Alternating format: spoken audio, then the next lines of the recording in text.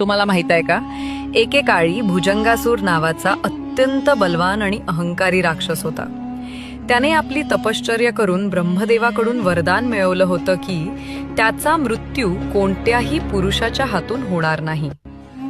या वरदानाचा गैरफायदा घेत भुजंगासुराने लोकांवर अत्याचार सुरू केले. देव, ऋषी आणि सामान्य जनता त्याच्या भीतीने त्रस्त झाली. सर्व देवांनी मिळून देवी पार्वतीकडे विनंती केली की आम्हाला या राक्षसाच्या अत्याचारातून मुक्त करा.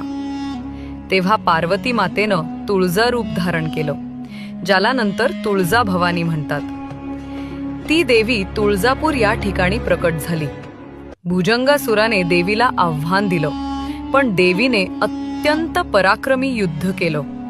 शेवटी देवीने त्याला आपल्या त्रिशूळाने भेदून त्याचा संहार केला. मृत्यूपूर्वी भुजंगासुराने देवीच्या चरणी मस्तक ठेवून क्षमा मागितली.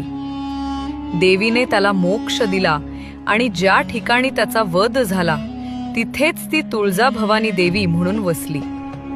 आणि असं मानलं जातं की तुळजा भवानी देवी ही छत्रपती शिवाजी महाराजांची कुलदेवता होती आणि त्यांनी देवीच्या कृपेने हिंदवी स्वराज्याची स्थापना केली.